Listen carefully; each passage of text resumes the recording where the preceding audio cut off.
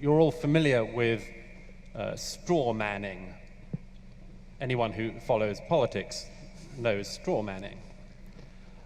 But I've asked them to do the opposite tonight, to start by steel manning the arguments of each other, to present in the best possible, most fair, most rigorous light what they understand to be the other's argument on all of the major issues we're about to discuss.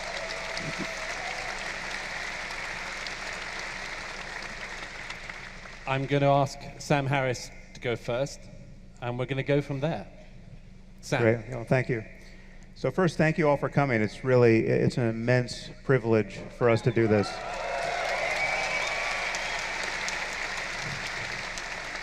And I should say many of you have sacrificed a lot to come here. People have come from other countries. I'm told you all dealt with a ticketing system that seems like it was run from a cave in Afghanistan.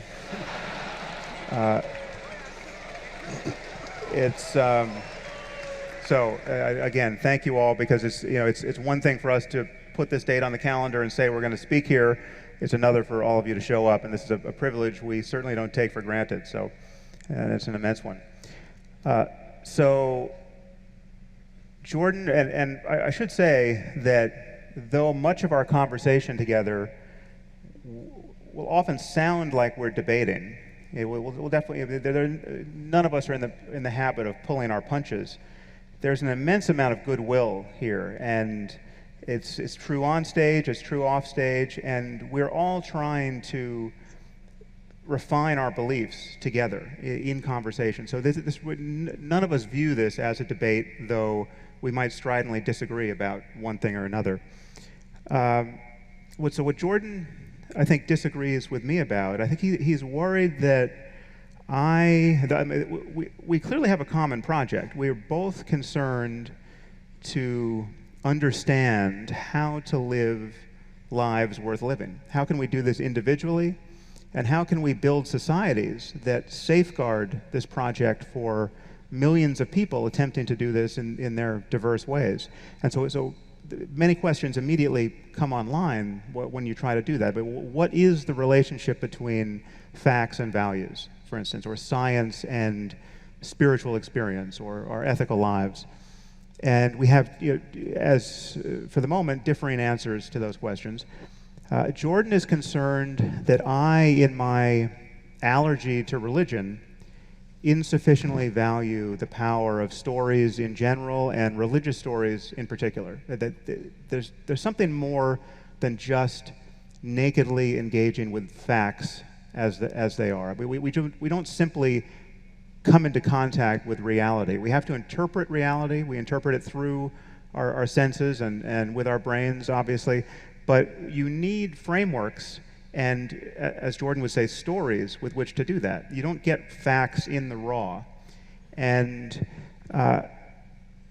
Jordan believes that because my purpose so often is to counter what I view as the dangerous dogmas within religion, I ignore the power and even the necessity of certain kinds of stories and certain ways of thinking about the world and our situation in the world that not only bring many, many millions and even billions of people immense value, are in fact necessary for anyone, however rational, to build a society where all of our well-being can be conserved. So I think if in brief, that's Jordan's concern about me.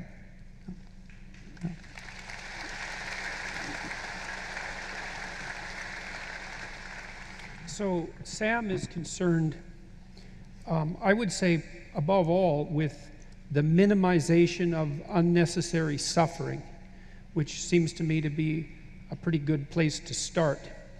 And he's concerned that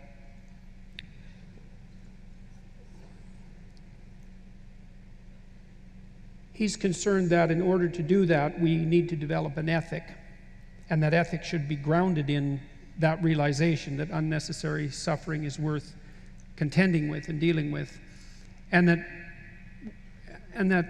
if we make too much of the divide between facts and values, then we end up in a situation where our value structure has no super subordinate foundational grounding. And this is a big problem. So generally in the philosophical community, it's accepted, although not universally, that it's difficult, if not impossible, to derive values from facts. But the problem with that proposition is that you end up in a situation where either you lose all your values because they're just arbitrary, or you have to ground them in something that isn't, that's revelatory. And Sam is concerned that one of the negative consequences of grounding your fundamental ethic in something that's revealed is the emergent consequence of irrational fundamentalism. And so obviously that's worth contending with. And so he's taking issue with the philosophical idea that facts and values have to be separate, and formulating the proposition that we can in fact ground a universal system of values in the facts, and that we can mediate between the facts and the system of values using our facility for truth, but even more specifically, our facility for rationality, and that rationality can be the mediator between the world of facts and the world of values. And so the problem I have with that, I guess if we can skip briefly to problems, is that it isn't obvious to me how to produce an ethos with sufficient motivating power to ground that conception of the minimization of suffering, say, and the promotion of well-being in a way that grips people and unites a society. And so I think that's part of what we're discussing and trying to sort out with regards to the potential role of narrative and religious belief as an underpinning to this ethos. We seem to agree on the necessity for the universal ethos. We even seem to agree, I would say, on what that is, because certainly the minimization of suffering seems to me to be a very good place to start. We share a concern with and a belief that the pathway to that ethos is in some manner related to our ability to speak the truth, but we disagree on what that has to be grounded in and how it has to be grounded. My sense, especially after thinking about our discussion, is that Sam makes what rationality is do too much work. And I'm hoping that, not that rationality is irrelevant or unimportant, because it clearly is neither of those, but maybe the devil's in the details, and hopefully we can get down to the details tonight. And we've brought Douglas into the conversation. He's here to serve as much more than a mere moderator. And partly we've determined that, as Sam alluded to, that what we're actually trying to figure out is what are the minimal necessary preconditions for the construction of engaged, productive individuals with meaningful, responsible lives in a society that's stable enough to sustain itself and dynamic enough to change. What are the minimal preconditions for that? What are the and how do we ground those presuppositions, those preconditions? And what price do we pay for having them? Because you never get something without a cost. And we thought that Douglas would be a very interesting addition to this conversation, because, of course, he's concentrated on such things as borders. And when you set up preconditions for social order, you also automatically produce such things as hierarchies and borders, and they don't come without a cost. And so we hope to expand the conversation to include a discussion of those issues as well. Yeah, and before Douglas chimes in, I just want to reiterate the fact that he has not been cast here as our moderator, though if Jordan and I run off the rails, I expect Douglas to put us back on in the King's English. I'm not moderate enough to be a moderator. Yeah, no, but you're more moderate than either of us are. But so I want you to reset the part of your brain that is poised to begrudge the moderator taking up too much time, because every moderator has felt that, and Brett Weinstein was brilliantly aloof and uninvolved in much of our exchange together. But Douglas really is a third participant here, and he stands between Jordan and I on some issues in an interesting way. So that we have a three-way conversation here where none of us is really sitting in the same spot. So, can I make a quick observation about some of this? Some of the progress that you've already made in Vancouver, some of the progress I hope we can make tonight, seems to be, I see one thing that hampers it. And let me go straight to it with Sam, which is, I discovered a terrific phrase the other day that our mutual friend Eric Weinstein came up with. We're talking about the manner in which you can discuss within the sciences certain scientific problems. And he said, look, if you've got a scientist who you know is also basically a very literalist Christian, you will listen to their argument a whole long part of the way. And there's somewhere at the end of it, you know you're going to be worried about it. And he came up with this phrase, I love this phrase. He says, Jesus smuggling. Right, yeah. Yeah. Jesus smuggling is, you're going to follow all the way, yes, yes, and then the worry is that when you get to the bit that you're not so good on, that's when they're going to smuggle in Jesus. Yeah, yeah.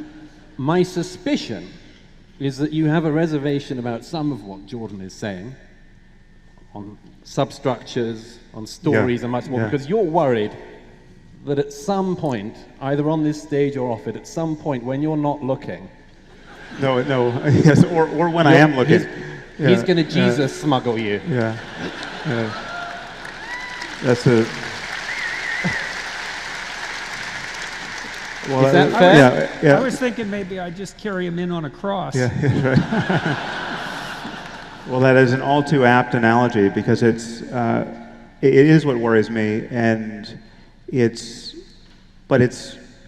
more subtle than that because it's not to think that you're consciously doing it is a different claim.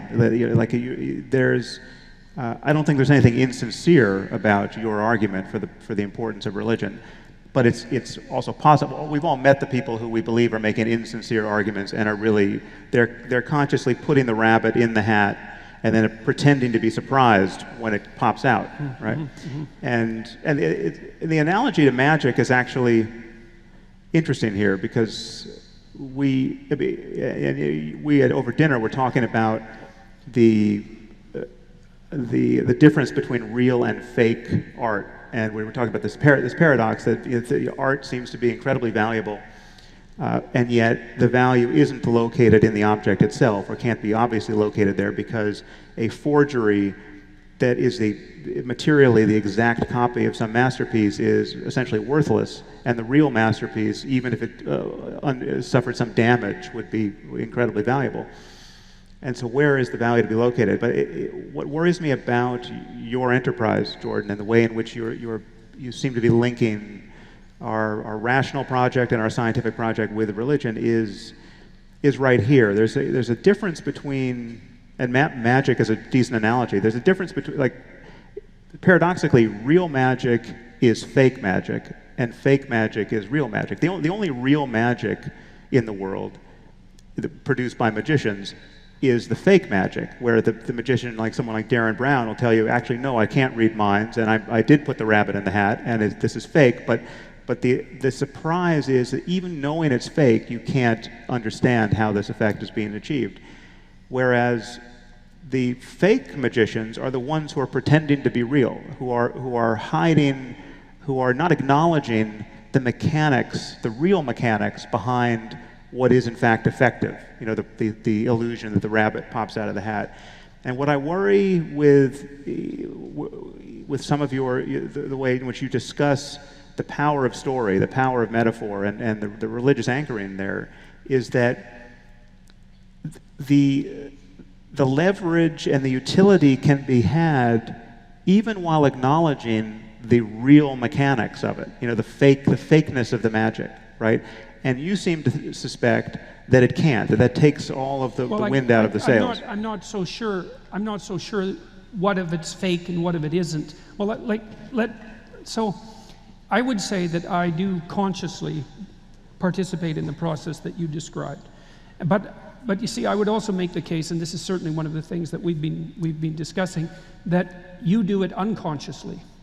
And let me make the case for that for a minute, because I've been thinking about it a lot, and I'd like to see your response. So I really read The Moral Landscape a lot, and I thought about it a lot, and so this is what it looks like to me. So you make the proposition that we have to breach the gap between facts and values, because otherwise our values are left hanging unmoored, and that certainly brings about the danger of nihilism, but also a potential danger of swing to totalitarianism, something we agree about. I truly do believe that. Right. And then you perform an operation, a conceptual operation, and you say, surely we can all agree that, and then you outline a story about this woman who lives in this horrible country, who's basically just being starved and disease-ridden and tortured her whole life and having just a hell of a time of it, to put it in a phrase. And then you say, well, surely we can all agree that that's not good. And then you contrast that with, at least in principle, the sort of life that we would all like to have if we could choose the life that we have.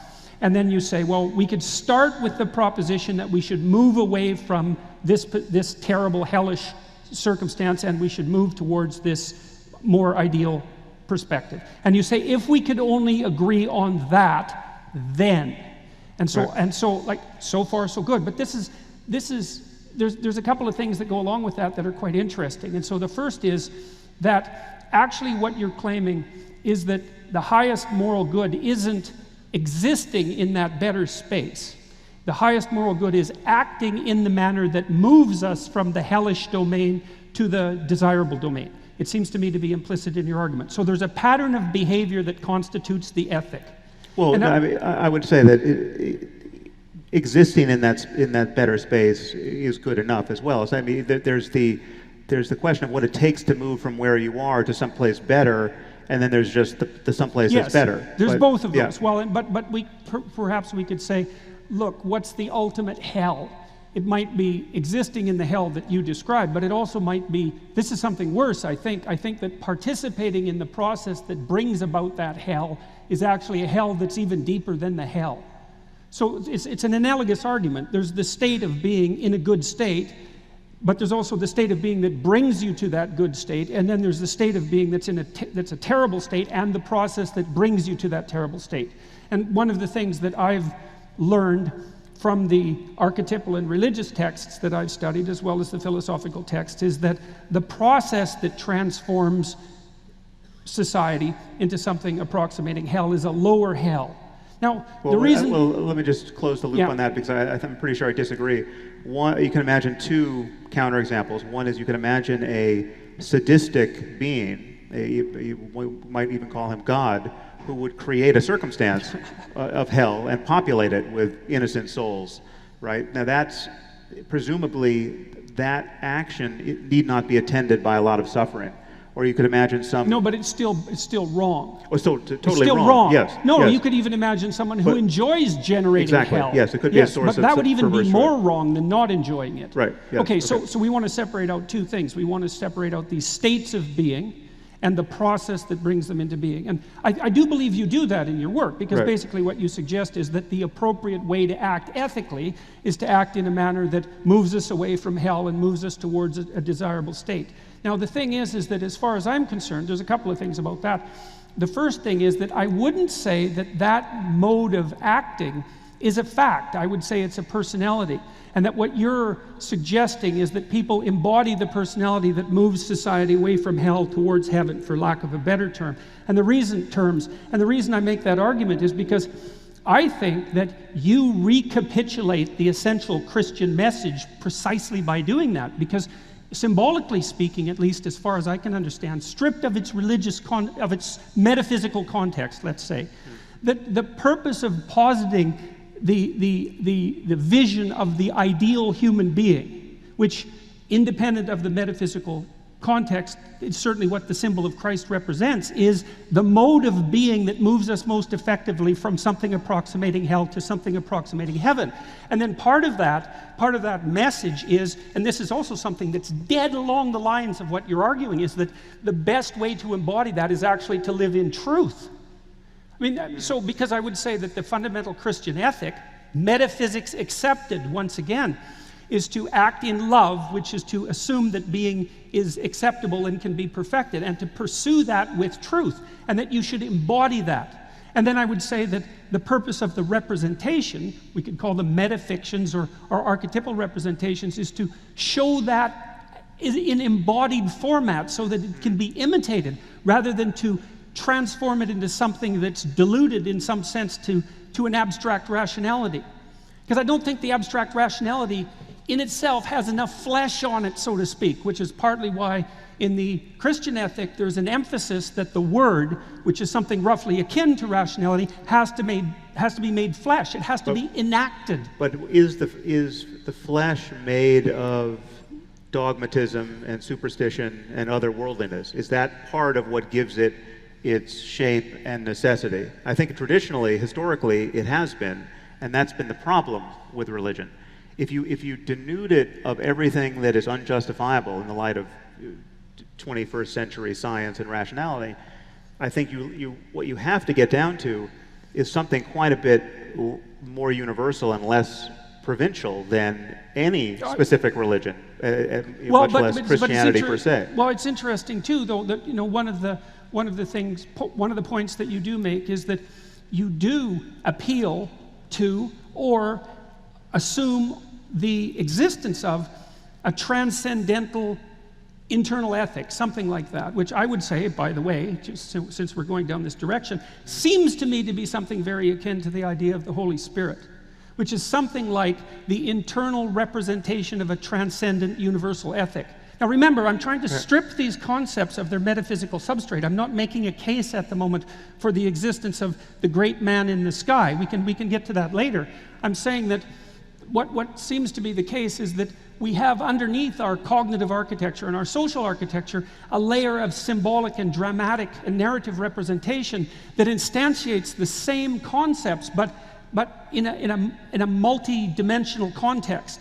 One of the things we talked about in Vancouver, for example, is that the religious enterprise doesn't only emphasize rationality. It brings music into the play, and it brings art into the play, and it brings drama, and it brings literature, and it brings architecture, and it brings the organizing of cities around a central space. Like it's pushing itself, it's manifesting itself across multiple dimensions of human existence simultaneously. And to me, that gives it a richness that cannot be diluted without loss, and also a motive power that a pure appeal to rationality I don't think can manage. And this is, see, one of the things, this is maybe a good place for Douglas to leap in. See, one of the things that Douglas, who's claimed upon multiple occasions to be an atheist, and I don't know how he's feeling about that at the present time. Yeah, cool. But it doesn't matter. One of the things Douglas has pointed out was that there are things that we've done in free countries, let's say, broadly speaking, in the West, that are worth protecting. And that in order to protect them in the longest sense, it's conceivable that we need a cognitive structure, something like that, that can act as a bulwark against those forces that would seek to undermine and destroy it. And Douglas has been driven, I would say, to some degree, to hypothesize that for Christianity, for all its faults, or we could say Judeo-Christianity, to broaden it, for all its faults, might provide something approximating that bulwark if we could only figure out how to utilize it properly. So, yes.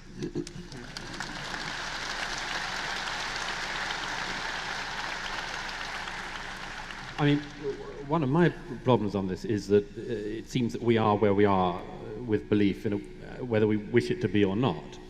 We cannot believe as our predecessors believed, even if we wanted to. We know too much more now, and it puts us in this very difficult position. But to denude ourselves of the entire story seems to me to be a fool's errand, for a set of reasons.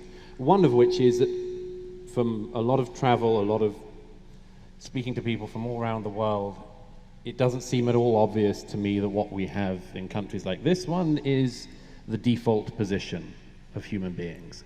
In fact, it strikes me as being very rare.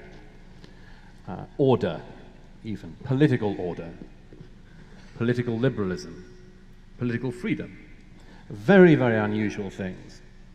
And if you like the things that helped to get you there, with all of the caveats we could throw in all evening. And it's not the only thing that got us there, obviously. But that if you like, broadly speaking, where we are, you've got to be very suspicious at the very least of saying, the whole story's no good, we don't need the story, we can move on. I quote quite often the radical theologian Don Cupid, who was often described as an atheist priest. And Cupid says somewhere in a recent book, he said, you know, we can't help it. He said, for instance, the dreams we dream are still Christian dreams, whether we like that fact or not. And without being able to believe myself, certainly not being able to be a literal believer, I worry. Yeah, I worry about what happens when the square is denuded completely. And that's why this discussion tonight, and you two in particular, are right on the cusp of this, because this is where I think a lot of us are. Even if we really wanted to believe, we basically can't. And by the way, very quickly, that's why I think there's an additional, just to refine my previous point to you, Sam, that's why there's this additional thing. I think there is a fear, which you may have, which I also have, which is if there's a risk that even what I've just said, never mind what Jordan has also said, there's a risk, I think some people feel, that you're going to soften up the land somehow.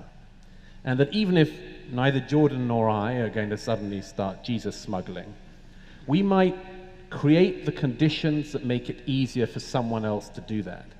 Yeah. Is that a fair? Yeah, and it is. Yeah. No photos. This is very Christian of you. Thank you. Yes.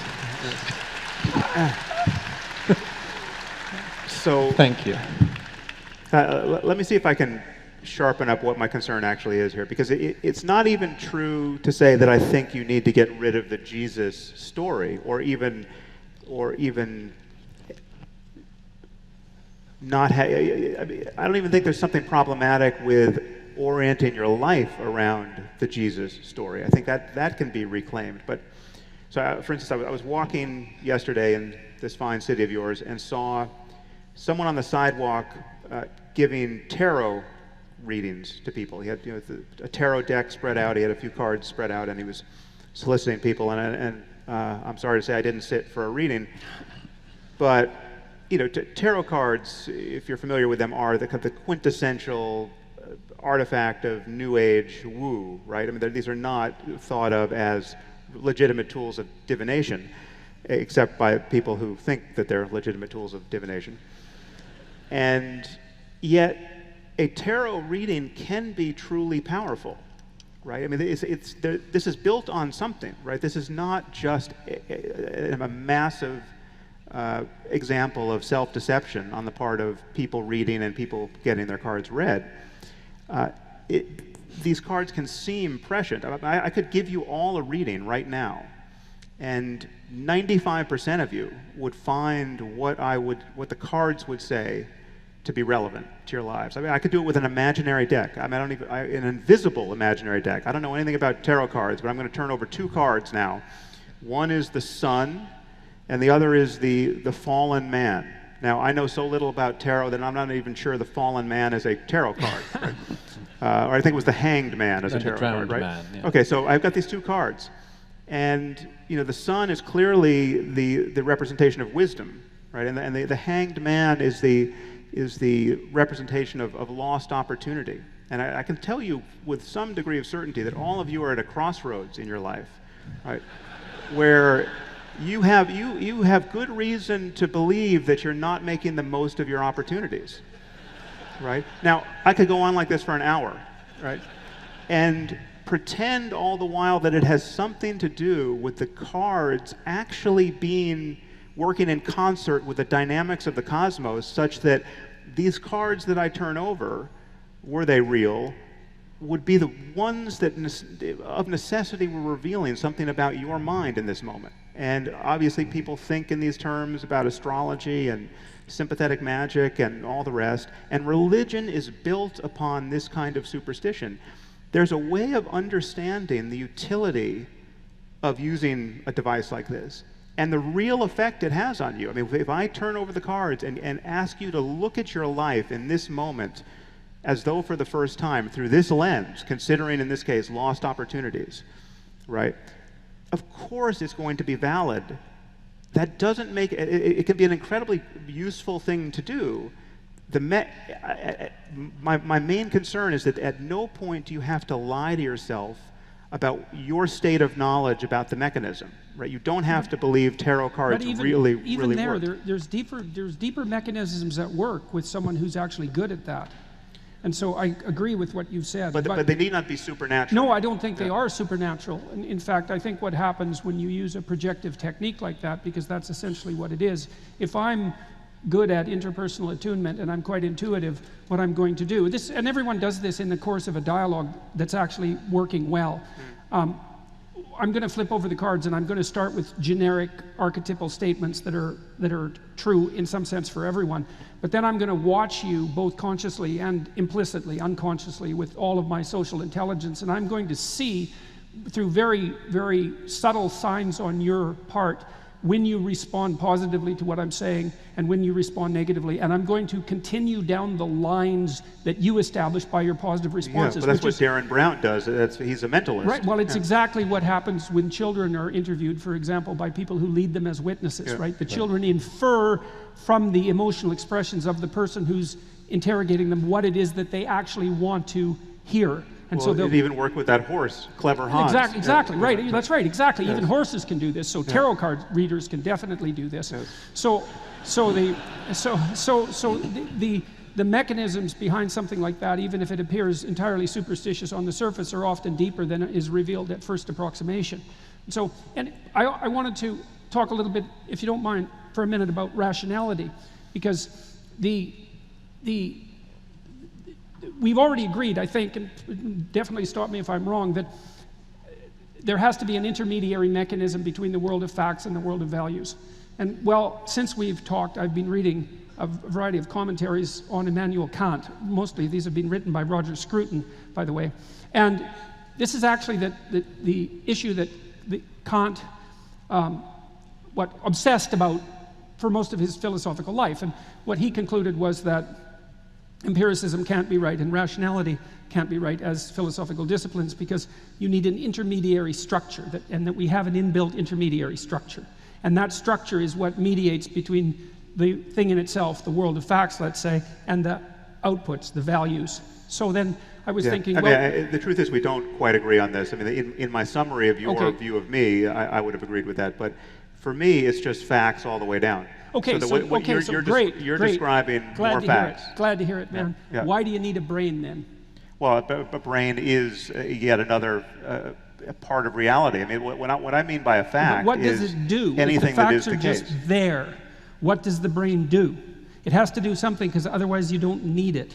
Well, sure, it does a lot, but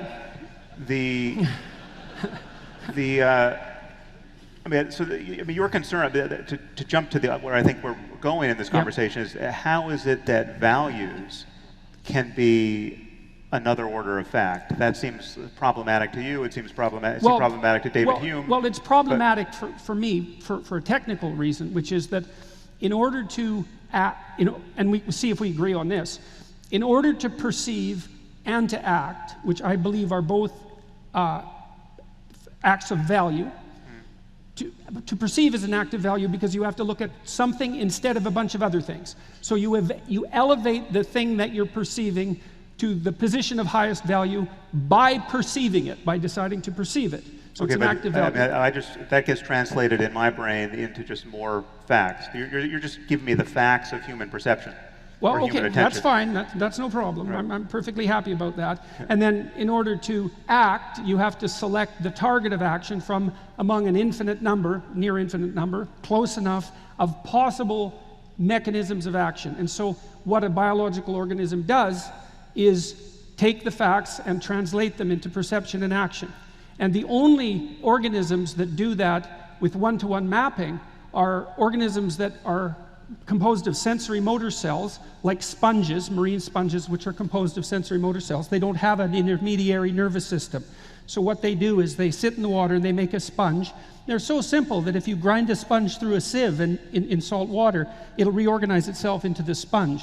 So that's quite cool. The sponge sits in the water. Don't do that at home. And what it does, is there's waves on it, and so those are patterns. And then the sponge opens and closes pores on its surface in response to those patterns. So it maps the pattern of the waves right onto its behavior with no intermediary of a nervous system. But it can only map waves, that's all it can do, and it can only open and close pores. That's it. So it does one-to-one fact-to-value mapping. Now what happens is that as the complexity of a biological organism increases, two things happen. The first thing that happens is that the sensory and motor cells differentiate. So now the organism has sensory cells and motor cells. So senses to detect and cells to detect and cells to act.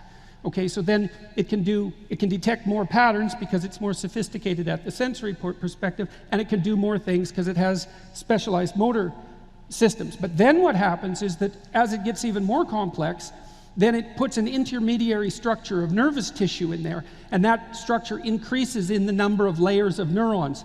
And what that means is that as that happens, and as the sensory cells become more specialized, and as the motor output cells become more specialized, many more patterns can be detected. Those are roughly equivalent to facts. And many more motor outputs can be manifested. But a tremendous number of calculations has to occur in that intermediary nervous tissue. And that's the structure that I'm talking about. That structure exists, and it translates the patterns into motor output. And it doesn't do it on a one-to-one basis because there are more patterns, more facts, than there are motor outputs. So what has to happen is this tremendous plethora of facts that surrounds us has to be filtered to the point where you pick a single action, because you can't act otherwise.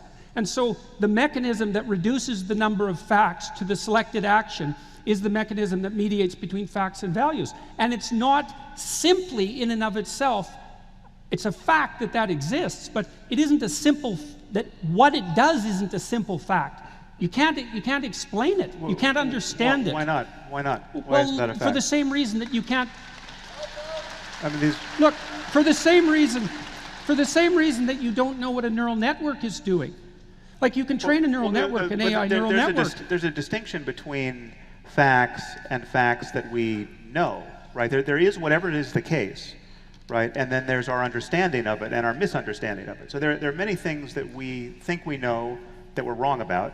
There are many things that we are aware we're ignorant of, and there's always this larger space of reality that we're struggling to engage with. And it may in fact be the case that in evolutionary terms, I mean, we know it's the case that we have not evolved to understand reality at large perfectly. That's not the sort of monkeys we are, right? And you could even argue that one cognitive scientist who some of you may have heard of, Donald Hoffman, is arguing now, very colorfully, that human consciousness or the human mind is actually evolved to get things wrong in fairly specific ways, so as to maximize survival, and that was the argument I made in our first discussion. No, but here, no, it was not quite, because this still preserves the difference between getting things right and getting things wrong. His argument is that getting things truly right, having a nervous system and a cognitive architecture that could really understand reality, quote, reality as it is, would be maladaptive. And he has some mathematical demonstration of this, that the quote true representations of reality are categorically maladaptive, and that there's a certain kind of error that is, and I'm not sure I buy this argument, but the fact that you can make this argument, the fact that you can differentiate the adaptively useful misunderstandings versus a true understanding that's maladaptive, the fact that we can even talk about that demonstrates to me that we have this larger picture of what is in fact true, whether we know it or not. And this is what religion gets so catastrophically wrong. I mean, religion gives you some other mechanism whereby to orient yourself. In this case, revelation. Religion does provide those functional simplifications. That's well, actually its purpose. They're simplifications appropriate to the Iron Age.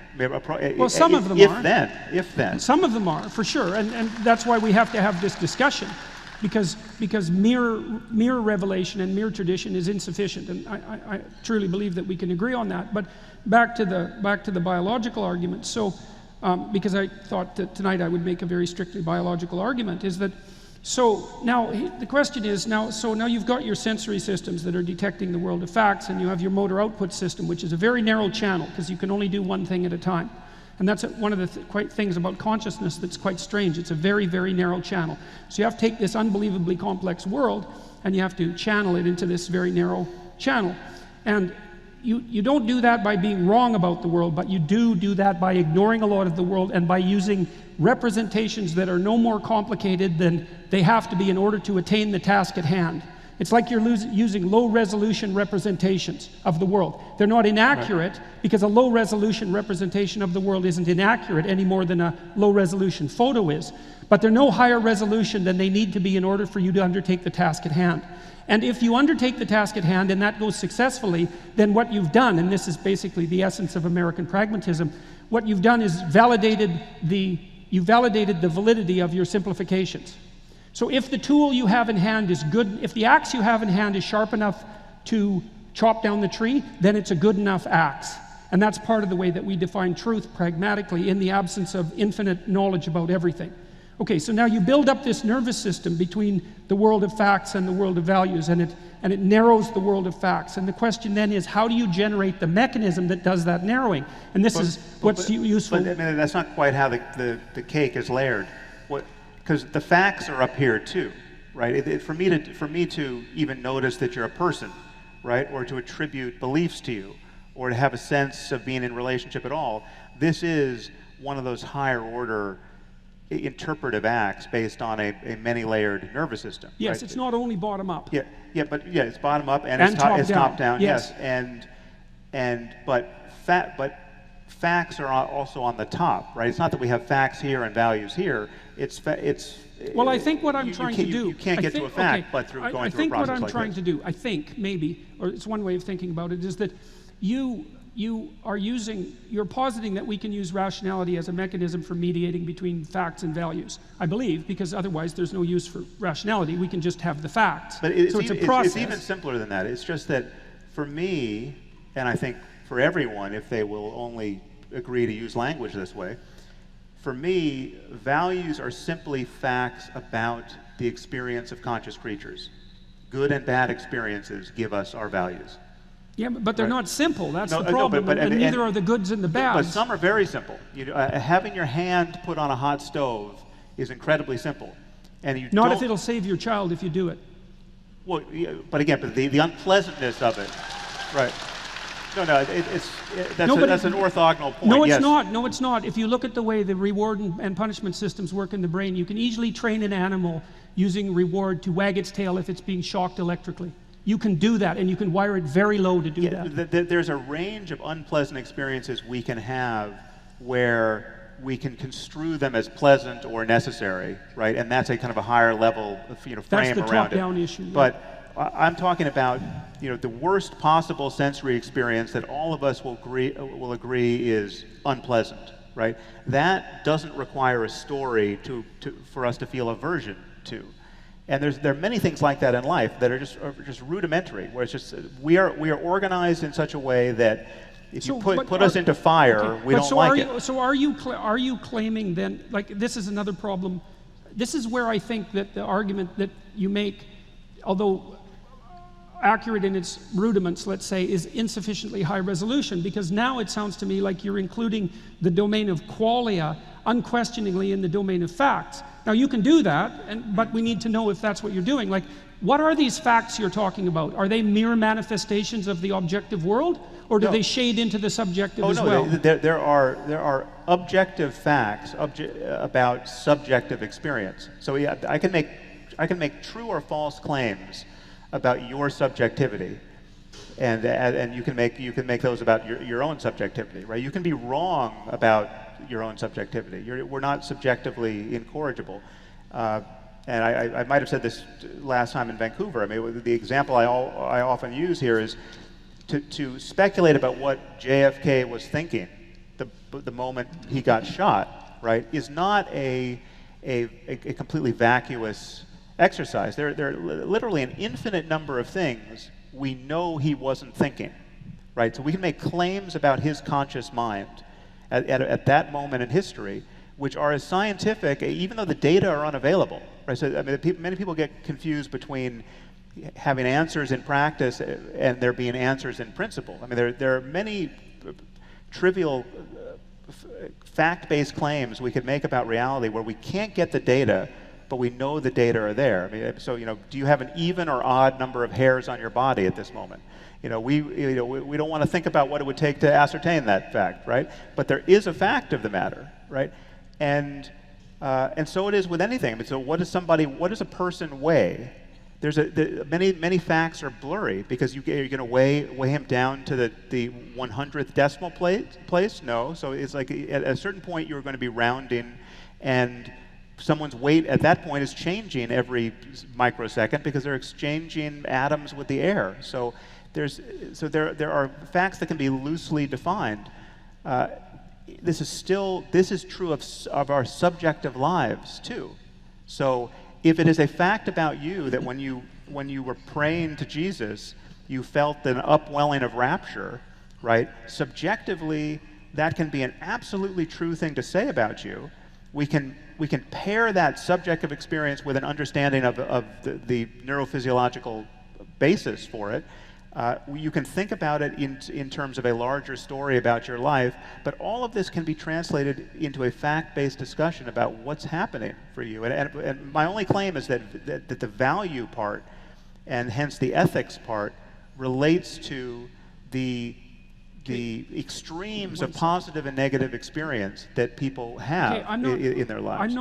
First of all, I don't want to dispute the fact that there are stable qualia, pain and pleasure, for example, and also that there are fundamental motivational systems that structure our perception. So as the nervous system increases in complexity, these underlying nervous system subsections that produce these rather stable qualia evolve. Hunger, thirst, defensive aggression, sexuality, all these subsystems that label experience with certain somewhat inviolable labels. I understand that happens. But the point that I'm trying to make here is, I think, to try to increase what would you call, the breadth of the conversation about how facts get translated into values. Because it seems to me the other thing that your account doesn't take proper, and this is what surprised me so much about your thinking when I first encountered it. See, I think the manner in which facts are translated into values is something that actually evolved, and it evolved over 3.5 billion years, the 3.5 billion years of life, and it built the nervous system from the bottom up, and it built this reducing mechanism that takes the infinite number of facts and translates them into a single value per action, and it does that in layers. And so there is a relationship between the world of facts and the world of values, and there has to be, but it isn't derivable one-to-one in the confines of your single existence through pure rationality. It's way more complicated than that. Well, there's more to it than rationality. Yes, I mean, again, it's not rationality that causes you to remove your hand from a hot stove. And it's not rationality that causes you to like the experience of love and bliss and rapture and creativity over or more than pointless misery and despair. Right. So other things other than rationality are clearly necessary, which is partly my absolutely. point. But okay. The question is, do we ever have to be irrational to get the good things in life? And I would argue that the answer to that is clearly no. There's nothing irrational about loving your wife or your best friend or yourself or even a stranger. If what you mean by love there is genuinely wanting happiness for that person, genuinely taking pleasure in their company, genuinely wanting to find a way of being where you're no longer in a zero-sum condition with a stranger or with a partner, but you're collaborating together to have better lives. Well, it seems to me that you're not... So rationality moves through that situation continuously, because rationality is the only way that you and I can get our representations of the world to cohere. It's when I say, okay, there's a lion behind that rock, don't go over there. That only makes sense to you if you're playing this rationality game the way I'm playing it. If I mean something else by lion, or I mean something else by don't go over there, you're confused and very likely dead or not. Well, so right? if we're trying to establish the proposition that rationality is the mechanism by which we make our worldviews cohere, I would agree with that in part. We also make them cohere because we're actually biologically structured the same way, and so there's a proclivity for them to cohere to begin with. But we iron out our differences through the exercise. I wouldn't call it rationality. I would call it logos, because I think it's a more it's a broader and this is where he's smuggling in Jesus, well, I'm afraid. I'm not unconscious of that. Let's say. So if I could, just a point of order here, I'm disconcerted by Douglas's silence. Yes. I want to pivot because I know I know how good he is when he actually speaks. So I want to pivot to another subject because we can return to this at some point if we need to. First, before you pivot, say go something. for it. I mean, having said to you what I think your concern is with Jordan, I mean, it strikes me that Jordan's concern, and I share this, just as I share some of your concern that we expressed at the outset. I mean, Jordan's fundamental concern, it seems to me, is one I fundamentally share, which is rationalism isn't enough, and it's. Or let me put it another way. Okay. But then two of you, can you both show me where it's obviously insufficient? Like music. But there's nothing. But again, so to say that there's more to life than being rational is not to say, and perhaps never to say, you need to run against rationality. You need to be irrational in order to get something good. Let me express it a different way. Yeah. We haven't tried the purely rational approach yet, or we haven't tried it for very long. Well, many of us have been trying for a couple of centuries at least. Which is a blip. Yeah. I mean, the tiniest dot at the end of human evolution. So I think that a concern which Jordan has, and certainly a concern I have, is if we try this, we can think of all sorts of ways in which it can go wrong. If you take away all that supporting structure, you can think of any number of ways in which it can go wrong. And that I suppose that's at the root of the concern about where you might be taking us. Or to put it another way, if we enter the world that you would suggest, not everyone may necessarily come out as Sam Harris. Well, give me one way where you think it can go wrong. And again, we can't forget your caveat, which you started with. What if you're not very smart? Right. No, I don't mean. So then you're basically saying that the stupid people need their myths. We smart people on stage don't need them. Right. Well, I actually am saying that to some degree. Look. If you're not exceptionally cognitively astute, you should be traditional and conservative, because if you can't think well, you're going to think badly, and if you think badly, you're going to fall into trouble. And so it is definitely the case, and this has been what would you call a cliche of political belief for a long time. If you're not very smart, it's better to be conservative, because then you do what everyone else does. And generally speaking, doing what everyone else does is the path of least error moving forward. Now, that doesn't mean that rationality is unnecessary. Nor does it mean that all conservatives are stupid. It doesn't mean that either. Right, precisely. It doesn't mean that either. Very important caveat. Yes, but all conservative structures are not the same either, and that we have many warring and incompatible versions of being conservative. True. And this is where rationality actually does play its role. Although I don't think it's best conceptualized as rationality precisely, it's definitely the case that to take Douglas's point, that we need to be bound by our traditions, but we need to be judicious in their re-representation and update, and we have to do both. This is what, in the dialogue on religion, this is what Schopenhauer says. He describes the tragedy of the clergy. Yeah. Who he pretty much says, look, if they don't believe it, they recognize it's a very useful metaphor, but they don't need to believe it. They tell it, and he says the tragedy of the clergy is they can never admit that what they're saying is just a metaphor. Right. Is this before or after he threw his housekeeper down the stairs? Look, we can all find flaws. We all have skeletons in our closet. Yeah. But yes, there is a way in which religion is what he describes as philosophy for the masses. And that if you recognize that most people are not going to spend their lives studying philosophy, they're not going to be reading about the differences between Leibniz and Kant, that religion has to do. Now, I'm not saying that I agree with that particularly, but there's a heck of an argument within there, which a lot of people will be living their lives in. I don't think it's a good argument if you recall or just imagine what it's like to be a child, especially from the perspective of being a parent. I mean, I have two young girls, and they, they're very smart young girls. I mean, they're smart, but one of them's 4.5 years old and knows almost nothing, right? So she knows what I and my wife and our society tell her at some level. I mean, at what point is she going to think for herself about these fundamental questions? And I mean, she's currently spending half the day dressed up like Batgirl or Catwoman, right? So if I told her that these superheroes were real, she would believe that for the longest time. And if we lived in a cult that thought they were real, or a whole society that by dint of its geographic or linguistic isolation managed to maintain a conversation about, in this case, Batgirl and Catwoman, that they were real and that it was absolutely important to honor them, and you'd burn in hell if you failed to do this. Well, we would be meeting fully grown adults who believe this sort of thing. But it seems to me, Sam, that you bring up the superhero thing quite a bit, so I think I'll go after that directly. Yeah. So then I want. Okay, I love superheroes. Okay, so you make the case in A Moral Landscape that an ideal is real.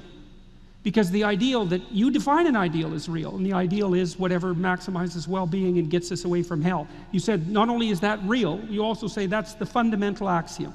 That's the claim in The Moral Landscape. So you do make a claim that there is a real ideal. And I would say... I wouldn't necessarily put it that way, but we are in a circumstance where things can matter, right? Consciousness is the condition in which things can matter, where there can be a range of experiences, some of which are very, very bad. If the word bad means anything, they're bad. And some of which are very, very good, if the word good means anything. And we are navigating in that space. We can't help but navigate or seek to navigate in that space. Right, absolutely. And religion is one form of conversation about that navigation problem. And I would argue let's go back to the ideal. Often diluted one. Well, Jordan rolls his sleeves up. Batgirl. He means business now. Batgirl, Batgirl and Catwoman are approximations to a higher ideal. That's what they are. Well, and to return to this with a biblical idea, I'm fairly sure from personal experience that a lot of parents are perfectly content with bringing their children up vaguely within the story they've inherited. And at some point, the children realize that the fairy doesn't bring them money when their teeth fall out. And at some point, maybe around the same time or a bit later, they discover that Santa Claus doesn't really come down the chimney. And at some point, they realize that actually the whole religious thing is a kind of metaphor, but it's got them through the formative years in some way. Often with terrible damage along the way, I concede that. But also with something else. And I'm struck by the number of people, and this is why I share some of what I think is Jordan's concern about the possibility of the world you're envisaging, which is, I can think of a lot of parents now, in my country and other countries as well, who I'm just very struck. They themselves are kind of baby boomer or 60s atheists, humanists, whatever. And I start to notice, for instance, that they're enrolling their children in Christian schools. And I say to them, why are you doing this? And they have fairly coherent arguments along the lines of the one I've just had. Look, I don't particularly believe this myself, but I think it's a pretty good way to bring up the kids. It's a structure of a kind. And I'm not sure, I can find all sorts of flaws in that. But enough people are doing it that it's something that needs to be addressed. Yeah, well, I would say yes. It speaks to a real failure of imagination and effort in the secular community to produce truly non-embarrassing alternatives. Exactly. Yeah. And this is across the board. This is not just school. This is how do you conduct a funeral? How do you get married? All of the what rites of passage can you offer a 13-year-old? What are you doing here? What are we doing here? Yeah. Just to be the first people in history to have absolutely no explanation for what we're doing at all. Is a big moment. Yeah. Yes. And that's the And then, I mean, that sharpens up my concern perfectly, because to shrink back from that moment and resort to one of the pseudo stories of the past, I consider to be a failure of nerve, both intellectually and morally. Okay, so let's go back to the superhero idea. One of the things you might notice about superheroes is that some of them are actually deities, right? So in the Marvel pantheon, you have Thor, for example, and so there's a very thin line between the idea of a superhero and the idea of a god, especially if you think about it in a polytheistic manner. So the modern superheroes and the Greek gods, for example, share a tremendous number of features in common.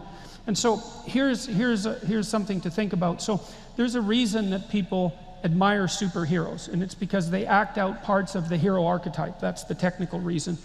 They're obviously acting something out because that's how you can tell they're superheroes. They share some set of characteristics across the set of superheroes that makes them superheroes.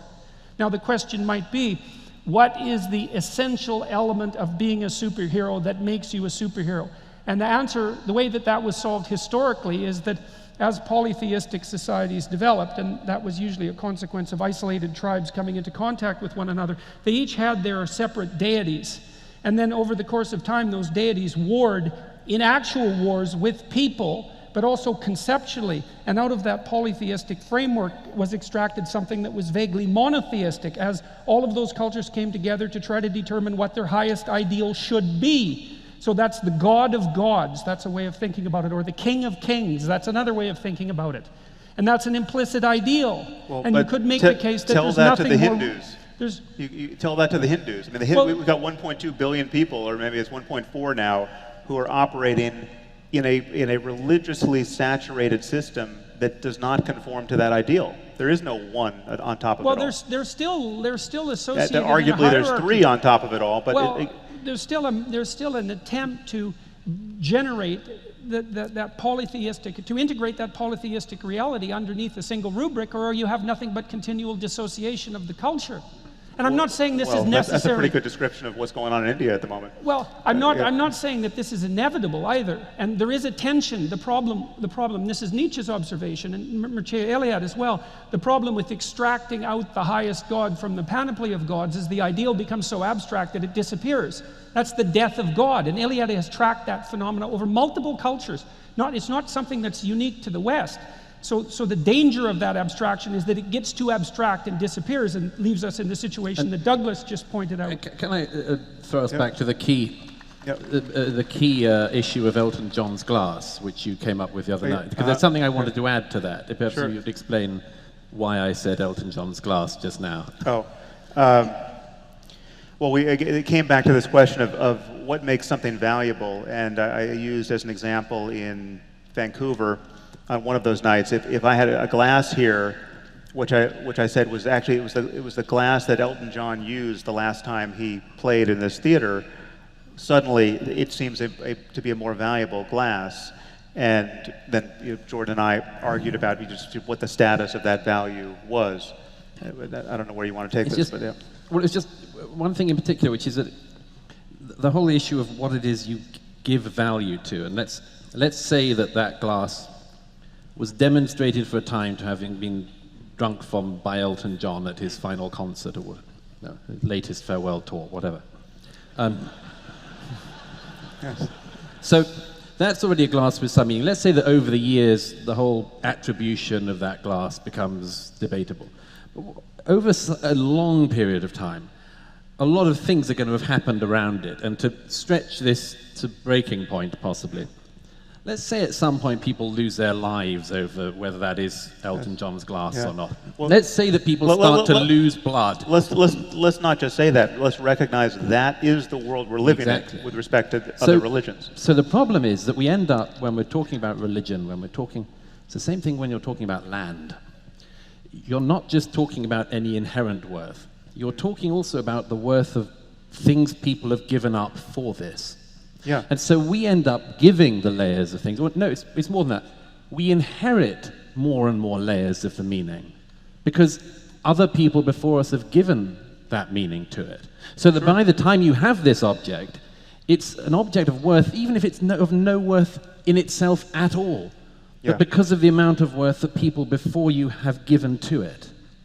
And that seems to some extent what we're doing with the religion discussion. Yes. Yeah. Well, so that's extraordinarily productive, I think. So, see, when you start with the hypothesis of facts, then you kind of have to define what a fact is. And so I think the simplest way of doing that to begin with is that there's a set of objective facts, and that's the facts about objective reality. You can think about that from a scientific perspective. And we're going to agree that that exists, although it's very complicated and difficult to understand. That exists as one set of constraints on what we can do and what we can't do. That's the objective world. And then on top of that, and this is where things get very, very complicated, you have this layered system of meaning, which is partly a manifestation of these layers of the nervous system that I described, but also partly a manifestation of those layers of the nervous system operating in social space over vast periods of time. So that would be the sociological agreement. That's all layered on top of the objective world, and it actually constitutes part of the lens through which you view the world, to the degree where you actually see the layering in the thing. So like when you go to a museum and you look at Elvis Presley's guitar, you don't look at the guitar and think that's Elvis Presley's guitar. That's not how your brain works. You actually see Elvis Presley's guitar. It's an act of perception, so it becomes built right into your nervous system. Even though the fact that that is Elvis Presley's guitar, and the reason that that's valuable is because of a sociological agreement about what position Elvis Presley occupied in the dominance hierarchy that we're all part of. And so what you see when you look at an artifact like that is you see a layer of dominance hierarchy overlaid on top of an objective reality. And that's actually your phenomenal reality. Now, the thing that's so interesting is that that layer of perception that's mediating between the facts and you has a structure. And that's the structure that I've been insisting is a narrative. And I think Sam thinks it's a narrative too, because his fundamental ethic is that you should act in a way which means to embody a mode of being, which means to be a personality that moves us from hell to something approximating heaven. Okay, but that's not a fact. Jordan, what I'm struggling to understand, what I don't understand is how any of that is a counterpoint to my concern about religion. So, because I agree with all that. I mean, there are some caveats I would issue. For instance, it's quite possible to walk into a museum, be shown a guitar, not know it's Elvis Presley's guitar, and then be told it's Elvis Presley's guitar, and you can see in real time the change in significance. So that you can see the layers of the perceptual, the meaning accrue. You might actually not even, you might know who Elvis Presley is and not care, right? So there are many different things on the menu here, as opposed to just beholding awestruck Elvis Presley's guitar. Sam, and the same is true of the Jesus story or anything else that people, you can find layers of engagement with it that may be more and less useful. Yes. My fundamental concern is that the way you are tending to dignify the religious subset of stories as being foundational, necessary, we criticize at our peril, is giving people license to believe things that they clearly shouldn't believe, things that are intrinsically divisive, intrinsically less than optimal as far as organizing an individual human life. We can do better than Christianity on almost every question, but with the possible exception of building churches. Okay, so right? the first thing is that I deeply agree with you that mechanism can go wrong. Okay, so you have the objective world, and it's one set of constraints, and then you have this interpretive structure. And I'm not saying that interpretive structure is infallible. It clearly isn't, and neither is the process that gives rise to it. You see this, for example, in conditions like manic depressive disorder with religious delusions or schizophrenia. You see what you see in those situations is a pathologization of that overlay of meaning. That can clearly happen. Oh, yeah. Okay, now the question is, what do we do about that? How do we keep those perceptual structures, which are somewhat arbitrary, how do we keep them functional? And this is, I think, where your discussion of rationality is so important, particularly when you say rationality is what enables us to establish what we agree on in our shared reality. Okay, so imagine this. So part of the way you orient yourself in the world of facts, objective facts, is through your senses. So you basically have 5 dimensions of triangulation, so to speak, to help you determine what's there in the objective world. And then you have this multi-layer structure that's partly biological and partly socio-cultural that enables you to distill that, but it can go astray, partly because it ages and becomes archaic, which is, and demented for that matter, which is partly your objection to the fundamentalist types. This has been known for a very long time that this sort of thing happens. So what we do, the way we solve that, we have a solution to that. So partly the way we solve that is through articulated discourse, right? Because you have a way of looking at the world and I have a way of looking at the world, and we have to occupy the same space. So you're probably wrong about some things and I'm probably wrong about some things, and hopefully if we talk, we can sort out the differences and make things more stable. Right. So, and I would put rationality right in that place. That's why rationality is primary. But the problem, fair enough, but there's a problem with that too. And I think, see, all the times we've talked so far, you've been, I would say, the avatar of a scientific viewpoint, and I've been cast, let's say, as the avatar of a religious viewpoint. But I've actually thought this through scientifically a lot. And I can make a biological argument for all of this, and a developmental argument. So it isn't only rationality that does this. So this is the thing that was so cool about studying, for example, Jean Piaget. Because one of the things Piaget pointed out is that children engage in negotiation. They negotiate their reality just like adults do. But they don't do it only through articulated speech, and neither do adults. What children do is they get together and play. And this is why play is so important for children. That starts to happen when they're about 3 years old, because they can look outside their own idiosyncratic perspective at 3, and they can start to take someone else's viewpoint into consideration, which is what you have to do if you're going to play. And then what children do is they invent little fictional realities. That's what they do when they're pretending. And so they assign each other roles, and they assign a plot and a drama to the pretend play, and then they act it out. And in that action, they bring themselves into harmonious union, right? Which is the act of generating a game that everyone wants to play. And Piaget's observation was, and this is Nietzschean observation as well, that the morality that characterizes society isn't rationality top down, although it's partly that. It's also interactions that are, say, play-based and bottom up. And that's actually how it evolved to begin with, because animals generate societies that are functional, but they don't do it through rationality. They can't, because they don't have rationality. They don't have articulated speech. They have something like an embodied game. Now, what happens, and this is a Nietzschean observation, he's the first person I learned this from, is our morality emerged from the bottom up through thousands, hundreds of thousands of years of shared games, let's say, and the interweaving of those shared games into something approximating a morality that we could all live within peacefully. That happened bottom up. And then what happened was, because we didn't know the mechanism behind that, because it's instantiated in our nervous system invisibly, we watched ourselves act, which is what we do, and then we told stories about that. Because that's what we do when we watch ourselves act. And then we encapsulated the morality that evolved in the stories. And that's the religious essence of the story. I got 10 seconds. So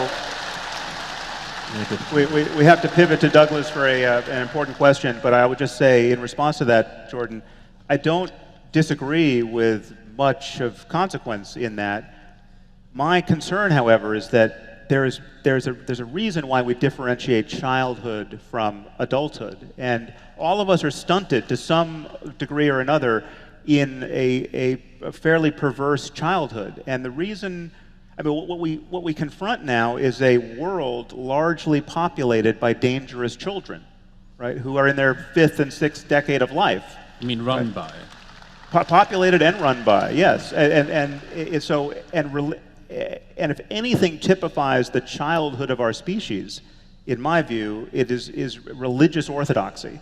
And insofar as we're breaking free of the orthodoxy part and getting something that's more scalable and can survive a more pluralistic and cosmopolitan world, it is because it is being winnowed at every point by rationality. And I think that at some point we could have a fully defensible, rational honoring of many of the things you think are essential, like the power of story, or the power of ritual, or the power of art that is focused on some sacred purpose. And the question is how to get there. Right. Well, but hopefully we have a through point these of order here. That's one question. Yeah. But I want to hand over to the audience for Q&A. And for a couple of minutes, I've had a sign being waved at me saying Q&A, and we really should obey the sign. Yes. So I think what's going to happen is we're going to use your computer. Well, we're going to ask the audience first. I think that was what we decided, and you guess you guys get to vote by noise. There's an inflection point here. We can do one of two things, and I'll let the first people yell and then the second people yell. But the question is, we can either continue the discussion, or we can stop and go to Q&A. So the first thing we'll do is say, okay, how many of you would like us to stop and go to Q&A? Okay, second question. How many of you would like us to continue with the discussion?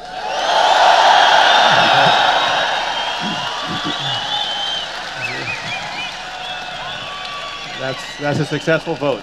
Okay. I thought the first shout was good. I want to go. So I'm going to seize the floor. I want to ask a question of both of you. Okay. It's about the three of us, but I think it's more about the two of you. Each of us, to one or another degree, has been described as a gateway drug to the alt-right. We've been attacked by people left of center as somehow inspiring or pandering to right of center, and in many cases far right of center ideas and ethical and pseudo-ethical commitments. I'm wondering if we can steel man the concerns that people have with us for a few minutes before addressing them. How do you view this reaction to your work? And well, I'm happy to do that first. Yeah. Can I just say before I do, I was going to say it if we were going to go to audience Q&A, I understand, I was reminded today that there's still a blasphemy law in Ireland. Well, am I right on that? I await the police. I'm right, aren't I? Yeah. In which case, can I just say that I'm not going to be happy if we leave the stage tonight. In you handcuffs? and I have not both committed blasphemy. Right, yes, yeah. And if Jordan would like to join in, I prefer to do that in private. we could make it a full house. I really do think we should be blasphemous. I think I must have done that already, but I'll have to go to the tape on that. Well, here's the thing. We've all had similar-ish experiences on that, and there are a number of people among our friends and colleagues, perhaps you might say, who've had it as well. And I think what's happening at the moment is that there's a set of tripwires that have been put across the culture. And for a long time, if you went across these tripwires, you died, reputationally speaking. Because of the nature of the media, new media, among other things, that sudden death isn't possible anymore. Or at least it's not always possible. Right. So, for instance, if the New York Times says that Jordan is, sort of leading member of the Ku Klux Klan, it's not just that people don't believe the New York Times anymore. It's that they can go and find out for themselves that this is a lie. And that's a fundamental difference, and it means that people are surviving the tripwire experience. But there's a whole set of these tripwires, and I think they've been planted very strangely, among other things. I mean, the one I tripped on was the Islam one. I think to an extent it was the one you tripped on. Jordan, it was more to do with trans and pronouns was the first one.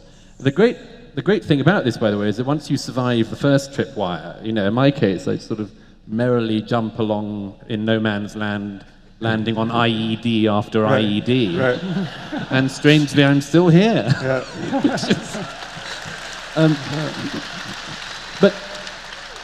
But you said I should steel man it. Here's what I think is probably happening. There is a fear that in this realm of uncertain values, which we might concede at any rate that we're in, there is only one thing we all agree on. The one thing we all agree on is we mustn't become Nazis. Okay? Broadly speaking, that's the basis of our ethics. It's the only bit of history anyone knows, and they don't even know it. Yeah. So they think they're all over the Hitler thing. Right. Haven't got a clue, most of them. All they know is Hitler's a bad person. This is why, by the way, anyone doesn't like in politics is Hitler. It's like George W. Bush, Hitler. If you had any sense of historical reference, you might say Henry V, domineering father whose shadow he had to step out of, for instance. But there, Henry V, Smith, who knows about that? So everything's Hitler. So if we agree that the one thing we're all meant to do is not become Nazis, you build these incredibly deep, big trenches around anything you think could be, as it were, something that would lead us back to that. The problem is that people who have done that trench building include people who are doing it for their own personal political gain. So they build a set of trenches around their political views, and they say, if you come near this, then you've trodden into that trench and you're a Nazi. Some of it is for short-term convenience, and I have no doubt that some of it is sincere. But the amount of lying about it makes me doubt that last bit. And let me add one other thing to that.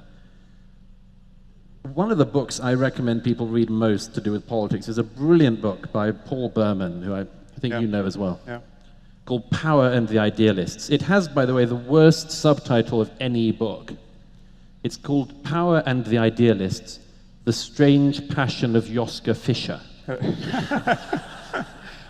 Now, distinguished left-wing German politician though he is, it doesn't leap off the shelf. Anyhow, The Strange Passion of Joschka Fischer is an amazing book, which I wish was taught in schools, because he describes in this book how this group of Germans who grew up in the 1950s had one aim. The one aim was, we're not going to become like our parents. Okay. They think it's enough to orient their politics around. What happens?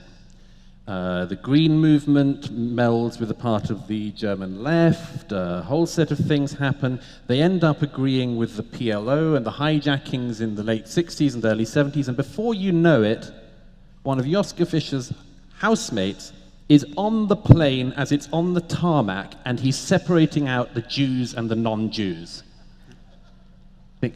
We've done it again. The one thing we were meant not to become was the people standing on the ramp saying, right or left, that way, and we did it.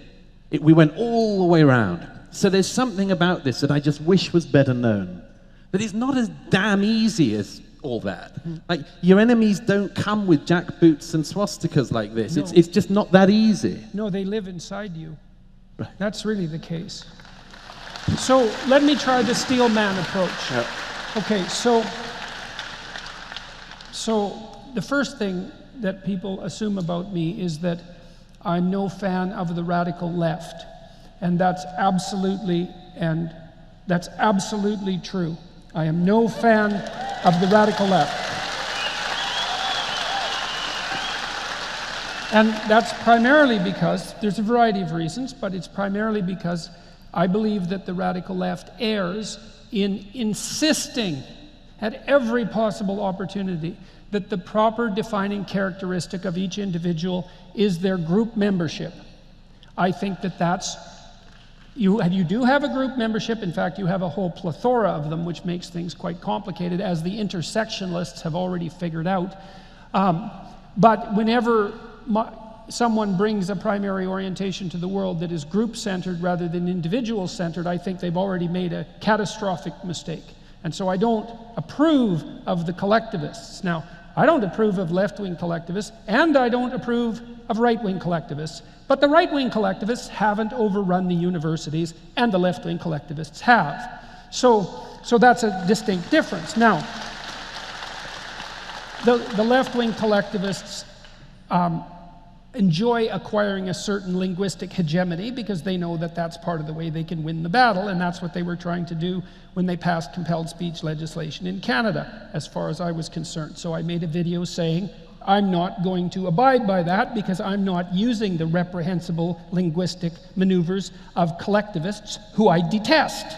So now, when I did that, you see, it was a very strange thing for a Canadian to do, because Canadians don't do that, partly because Canada works just fine. And so nobody comes up and says, waves the flag saying, look, we're wandering off a dangerous cliff here.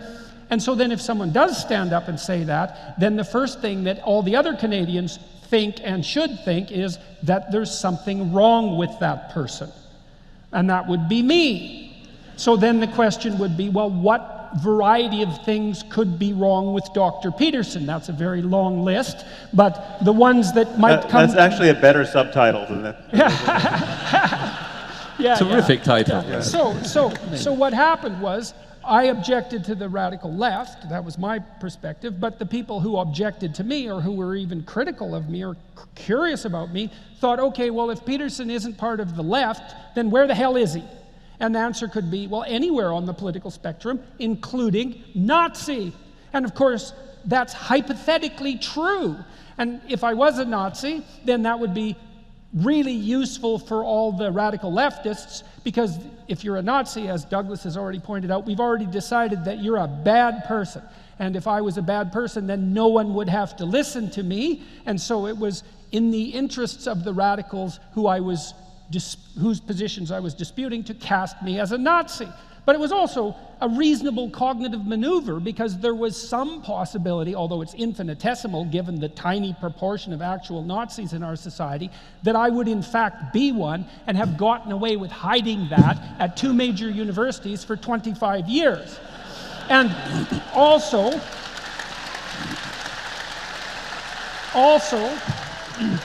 at that point, I had 250 hours of my lectures on YouTube, which was basically every word, in essence, that I ever uttered to a student since 1993, and a huge part of that actually consisted of very trenchant criticisms of Nazis. So it was difficult to pin that on me. But to give my critics credit, they had their reason for vilifying me. And the reason was, if you object, you might be a villain. Okay, so that's steel man number 1. I'm not at least the kind of villain they think I am, although I might be some other kind of villain altogether. So then the next steel man issue is, the left has a place. Okay, so why? Well, here's why. In order to act properly in the world, you have to do things. Everyone agrees on that. And to do things, you have to do them in the social world. You have to cooperate and compete with other people. And when you cooperate and compete with other people in the service of valid goals, valuable goals, productive goals, you produce hierarchies. You produce hierarchies of competence and hierarchies of power. Those aren't exactly the same thing. But either way, you produce hierarchies, and hierarchies dispossess people. They dispossess people because the spoils go to a few. That's the problem of the unequal distribution of wealth. And because in any hierarchy of competence, a small number of people do most of the creative work. And these are ironclad laws. Okay, so the problem with hierarchies are necessary. But the problem with hierarchies is they produce dispossession. And the left, in principle, speaks for the dispossessed. And someone has to speak for the dispossessed.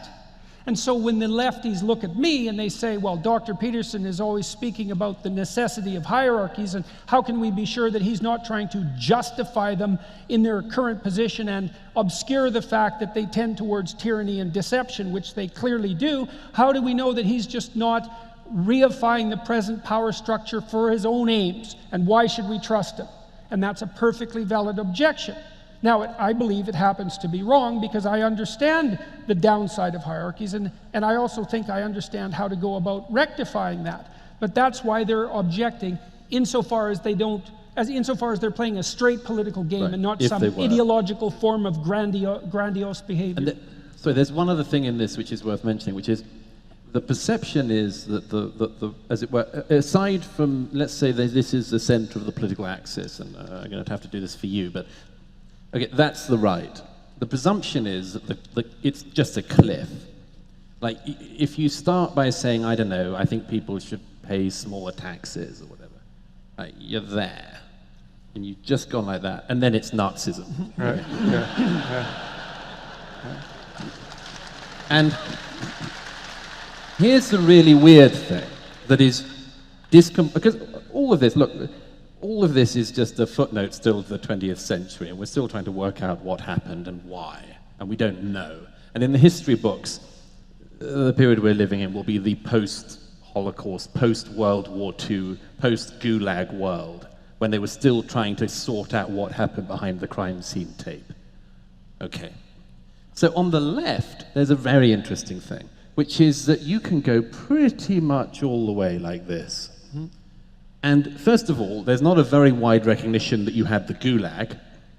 There's not very much known about that. People don't read Solzhenitsyn, they don't read it. So you can go pretty happily. If you go too far left, you just hit the vegans. But there's actually the Gulag. You might be like radical in your fairness. Okay. Yeah. So the problem here is not just they don't know what happened on that side, but it's worse than that. There was a young girl, a commentator on the TV in London a couple of mornings ago arguing about Trump and so on, as usual, not very enlightening discussion. She's arguing with Piers Morgan, and she says, you keep on saying I'm some supporter of Barack Obama. I mean, I'm a communist. She said, I'm literally a communist. Right. And thought, if this girl had said, you should be more careful. I'm literally a fascist, Yeah. By the way, edit that one carefully on that. No, I'm alive to YouTube. That would be the New York Times headline. Yeah, exactly. Literal fascist admits. But if this guy, everyone is busy searching around. Like in Canada, one of the big discussion forums, the Human Rights Commissions found that there were 11 people on this neo-Nazi forum, and it turned out half of them were working for the Canadian government trying to find neo-Nazis. Right. The Canadian government constituted 50% of the neo-Nazis in Canada. So they're scurrying around looking for the Nazis like this, and on the other side, it's like mainstream on the television. Yeah, I'm a communist. I'd love to go through all that again. Well, okay, so here's another problem. This is a really interesting problem. Okay, so you brought out two things, and one is no one knows about what happened in Maoist China or what happened in the Soviet Union, which is absolutely appalling because we should all know that. And so there's obviously a cliff on the left side. Now, I would say actually there is the possibility that as you move farther out on each end of the political spectrum, the rate at which you deteriorate accelerates. So it's not linear. I think that's possible. But having said that, that's also the case on the left. Now, one of the things we could say is, well, those idiot leftists should get their house in order because they won't differentiate themselves from their radical brethren. Okay, so now we might ask, well, why? We might ask two things. Why? And whose problem is that exactly? Okay, so the first issue of why is, well, people who are left-leaning have a hard time drawing boundaries. That's what makes them left-leaning. And I mean this technically, because left-leaning people are high in openness to experience, which is a creativity trait. So they like information flow, and they don't like borders between things. And they tend to be low in orderliness, so disorder doesn't disgust and upset them. Okay, so they can't draw boundaries, and that's why they're on the left. But boundaries have their problems, so there's some utility in people who don't like them. Okay, but the second problem is, and this isn't a problem that's only germane to the left, it's the problem of the damn 20th century. It's like, okay, when does the left go too far? Right. And the answer is, nobody knows. Like, with the right-wingers, you can tell, man. It's like, they make a claim of ethnic or racial superiority. It's like, box, Nazi. Right, and then you can see that this happens because even back in the 70s, when William F. Buckley was sort of the leading conservative, he put a box around the Ku Klux Klan and the John Birch types, and he said, I'm not you. But none of that's happening on the left. Okay, why? Well, they say, well, we stand for diversity. It's like, well, everyone likes diversity. And well, what about inclusivity? Damn right, man, let's include some people. Well, what about equality? That'd be good, that'd be good. Let's have some equality. It's like, okay, well, how much equality exactly? Well, then it's gradations, right? Well, equality of opportunity? Damn straight. Equality of outcome? Sounds good. How about no? Under no circumstances whatsoever. But, I can't... Look, but here's the problem, man. You get somebody saying race or ethnicity group member X is detestable because of their group identity, and you think evil Nazi, but then you see someone say, well, I just wish that everybody could have an equal outcome. And what are you going to do? Are you going to punch them? That's what you're supposed to do with Nazis. No, you're not. You're going to think, oh, that's a pretty nice person. And it's like, just because you're nice doesn't mean you're good. And just because you stand for equality of outcome doesn't mean... Right, but the thing is, it's a complex technical problem, right? Because it looks like you need a multivariate equation to define pathology on the left. It's like, well, if you believe this, and this, and this, and too disproportionately, then we have to put a box around you. But it's not like someone wears a symbol on their damn shirt or tattooed onto their face that enables you to identify them. So we have a real structural problem here. We don't know how to box in pathology on the left. Yeah, no one knows, including the moderate leftists, but none of us know. An additional problem is that many of these issues may not have a solution that we can happily live with, right? So it takes, let's sharpen this up, and this is more in the interest of steel manning our critics. You take a problem like immigration. Right now, the intuition that's driving the left, I mean, let's take the extreme case of an open borders ethic. You know, but borders are illegitimate. Borders are just in principle a sign of selfishness and xenophobia and unearned privilege. Right? None of us can take credit for the fact that we were born into the societies we were born into. And yet we have all of the advantages of having been born there. And so it is with all of you. I mean, none of us are currently living through the civil war in Syria now. And that's a good thing for all of us.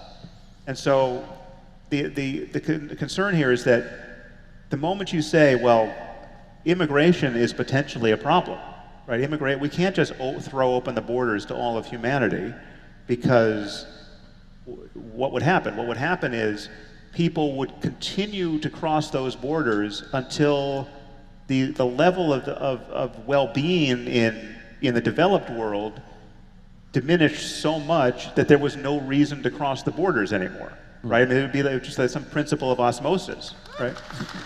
So okay, so it's even worse than that. So, but the concern is that this is totally, ethically speaking, this is a totally illegitimate situation. And to shine a bright enough light on any particular story in Syria, say, I mean, you give me the right family with children, and I learn enough about them and their plight, and I recognize within 30 seconds that if I were them, I would be desperate to get to Dublin or New York or San Francisco or anywhere but Syria, right? And it seems like a completely, it seems evil to in any way perpetuate this lottery, where you pulled a bad ticket, and sorry, this defines the rest of your life and the lives of your children, and there is no bright line where any of us, well-meaning people, wherever we are on the political spectrum or wherever we are in any other question, there's no bright line where we can say, aha, that's exactly that's the solution that we know is ethical, that we know we can defend against all comers, and it can survive every test of narrative. I mean, this goes straight to the power of stories. You tell people a compelling enough story about one little girl, and it changes policy. I mean, isn't that what happened to Angela Merkel? I mean, she just was faced with one denied refugee, and all of a sudden the policy for Europe changed. And so this is, again, I'm not saying there's a solution to this, but this is the fear, that there's an imputation of callousness on the part of I'm now speaking specifically to you, Douglas, because this has been your issue more than ours. Yeah, but how callous must you be to be worrying about immigration? And that's obviously there's a counter argument from the right side, but there's an ethical core to it that is difficult to dismiss. And this is something which, I mean, it's not just that issue, it's almost every issue. We were talking a bit about this at dinner, that we seem not to be, well, we just aren't ready for the communications age we're in. Right. And we're just not ready for it. Our brains are not yet able to cope. Let me give you an example. The notion of private and public speech that's just basically evaporated. So that this is the problem. Try out an idea with your friends. Just throw around an idea. We've all done it. Throw around ideas with your friends if even one person is videoing it and might post it. This is the world we're all in. It's too dangerous to try things out for most people. That's a problem of no borders. And so this is it. So we are always vulnerable that for instance, most people in Europe, for instance, want borders. I mean, like overwhelming majority in every country want there to be borders. But if you show them footage of somebody being turned away at a border that morning, we don't know what to do with it. We have abstract principles we need to abide by, we want to abide by, everybody wants to abide by it, but we don't know what to do in precisely this era. And I think we've just got to, among other things, work in all sorts of ways to find ways to think about this that are deeper than the ones we've managed so far. One of them, yes, is to cope with the idea of the unbelievable luck that we've all got. Unbelievable luck. And then the questions from that. If I'm lucky, what are my priorities? What are my obligations? What are my obligations? Because I'm lucky. What are my obligations? And some people say my obligation is to share my home with the rest of the world. In fact, it's not that. It's worse than that. Because I know lots of people who've taken in a refugee and things like that. Okay, and I have unbelievable admiration for them. That's really walking the walk. But it's a different thing. These are people who called your bluff when you said, "I don't see you taking in refugees into your home," and they said, "Oh, actually, there's one in the living room right now." Yeah. I always want to turn up to their houses with some refugees and say, "I've got yours." Right. And they go. There also aren't 50 in the living room. Exactly. Yeah. Right, and okay. So let's elaborate on this a bit more. Okay, so the issue is borders exclude, right? And that's a postmodern proposition, or maybe you could take that even further, that borders exclude and privilege those within the borders. It's like, yes. Okay, so let's take that seriously. Now, part of the seriousness is poor, innocent children are hurt at borders. That happens all the time. Okay, the question is, are you willing to give up the borders? Now, let's think about what borders are. Your skin is a border. Okay, and your prejudice in protection of your skin. For example, you won't just sleep with anyone. You reserve the right to keep that border intact, right, and to be choosy about the manner in which it's broached. You likely have a bedroom. It probably has walls. You have clothing. You have a house. You have a town. You have a state. You have a country. And those are all borders. It's borders within borders within borders within borders. And you need those borders because otherwise you will die.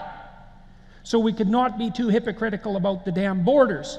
It's like we don't know how to organize fragile things without putting boundaries around them. And you see that in Genesis, right? As soon as people realize that, I'm sneaking in a little religion here in case you didn't notice it. As soon as people realize, they become self-conscious, they wake up and realize their vulnerability, the first thing they do is manufacture a border between them and the world. And we need borders between us and the world. And we pay a bloody price for borders. And I say those words very carefully. We pay a bloody price for borders, and it's often in the price of other people's blood. And so then the question might be, well, how should you conduct yourself ethically in a world where other people are paying in blood for your borders? And the answer that I've been trying to communicate to people is, get your damn house in order. Bear as much responsibility as you can. Act as effectively as you can as an individual in the world. Because then you can justify your privilege. You can justify your luck and your good fortune. And maybe within the confines of your border, you can be more productive and useful than you would be in the absolute absence of borders altogether. And it seems to me that that's the case. And then we have to have a discussion. Okay, the left doesn't like borders and the right is more fond of them, and they're both right. And so because we don't know how strict the border should be or how permeable it should be. It shouldn't be absolute, so nothing moves between borders. Everything dies then. But if the borders disappear, then we can't survive. So we have to have a discussion about borders all the time, and that's partly what we're doing here. We have to be more sophisticated about these sorts of things. Very few people end up getting held accountable for their own views in this matter, as among so many others. There's an enormous amount to gain by saying something that's wrong, and there's very little to gain by saying something that's right on this. I mean, it's just a world of suffering. Right. And look, the problem with this, I mean, look, this is your area of politics more than it is mine, but these lines that are being put down on the left at the moment, of which this is one, these other ones that are now coming up, I mean, today's one, you can't now act a role that you're not. Scarlett Johansson, yeah. You can't pretend to be someone else. Like, this is a brand new rule. I'm talking about Scarlett Johansson, who was cast in the film as a transgender woman, I think. Well, a man who become a woman. It might have been the other way around, but it scarcely matters. Yeah. Oh, it matters. Oh, that's your fascist moment. Yes, that's my privilege talking. Well, it's interesting because that's actually a boundary too. That's actually a border too. It's another case where these things reverse in a perverse manner. But like, where did that one come from? Yeah, it's well, it probably came from the West Coast. Exactly. Yeah. Well, yeah, it seems to me that we need to somehow get comfortable with the increasingly public moments of uncertainty on topics like this, because so much of safety, reputational safety, as you were just alluding, is predicated in the public sphere in either pretending to be certain or falsely being certain on a safe answer, a safe and wrong answer to a complicated and important question. Part of this is the pathology of basal instinct. And so, because the rule now is, if I feel sorry for you, I'm good. Right, and so let's say there's a complex situation that requires a tremendous amount of adult cognitive computation to solve, like what do we do about the borders? Because tearing them down is not the answer. Well, the person who stands up and says, well, I see someone who's hurt by a border and I feel empathy for them, then immediately says, therefore I'm good, which isn't so bad, but therefore I'm also morally superior to you. And this is one of the true pathologies of the empathic collectivists, is that they presume that their reflexive empathy marks them out as morally superior. And that's appalling, because part of it is, A, it's too easy. Just because I feel sorry for you doesn't mean I'm good. Partly because I can feel so sorry for you that I'm actually harmful to you. And that's what happens in the case of overprotective parents, for example. So we know perfectly well that empathy is not an untrammeled moral virtue. It has to be tempered by other virtues, and carefully tempered by other virtues. And so we have to stop allowing in our public discourse the unquestioned assumption that just because I manifest more pity in the moment than you do, that I'm somehow a morally superior individual. Yes. In fact, not only do we have to question that, we in fact have to deeply question it and say, what makes you think that you're just not taking things too far right there? Because there's just as much error on the side of too much empathy as there is on the side of too little empathy. And that's a hard thing for everyone to learn, because empathy feels so good. Like, if you feel mercy towards a suffering child, it's like, that is kind of an indication that you're an ethical person. But that's not the basis for complex and sophisticated foreign policy. Well, we know it isn't, because